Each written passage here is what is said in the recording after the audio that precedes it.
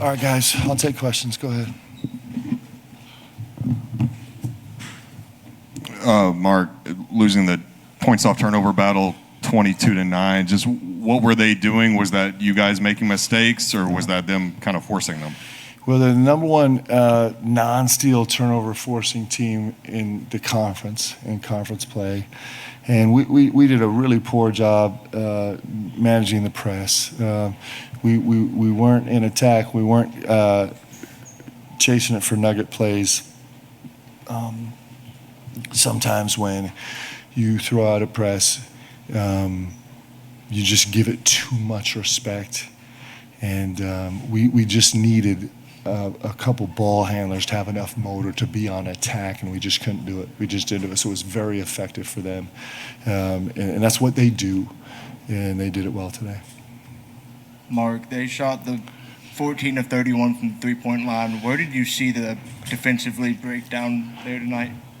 Yeah, we were not good defensively tonight. In the second half, they shoot 57% from the three-point line. They're the lowest assist per field goal made team in our league, and they were 20-7 tonight. That's just a poor commentary on defensive effort. Inexplicably, to start the second half, we just abandoned defensive assignments, and also Georgia made some good plays. So that was a disappointing effort from us, and it's going to be hard to win when you let people shoot that well. Yeah, Mark, I'm not even sure how to ask this. It seemed like late in the game when you knew you had a possession where you needed to get something. Didn't see a lot of passing. It seemed like a lot of one dribbling and then kind of a prayer at the basket. Mm-hmm. What were you trying to get out of those possessions? We had a lot of possessions at the end where we were trying to work some peel game. We ran a couple underneath out of bounds actions. And at that point, you're trying to go as quick as you can and get some positive action. And the plays were hit and miss a little bit. Hey, Coach. Seemed like until late in the game, most of the offense tonight come from Owe and Chandler. What was going on with the other guys, getting in the offensive flow tonight? Yeah, the press was distracting for us for sure.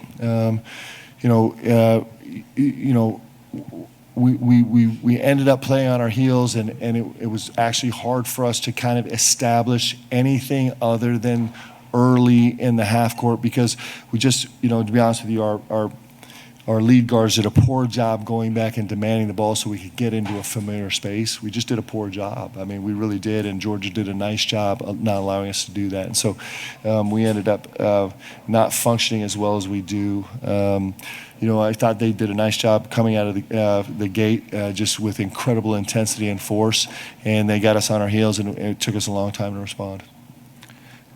Coach, in the first half, you guys were up 9 at one point, and then we're trailing at the half. Yeah. We're also seeing that you're running a much tighter rotation, it seems, in the second half opposed to the first. Yeah. Do you want to see what's going on in the game and then adjust, or what's the difference in the two halves? Well, we don't have that many players, first of all, and so we got to find a way to get our guys' minutes down. I probably can't have Otega at 38 and DA at 36. It just because our actually performance suffers as those guys get fatigued. In fact, really what we saw in the first half, we kind of had the game in hand. We've been really diligent in transition defense. Georgia's the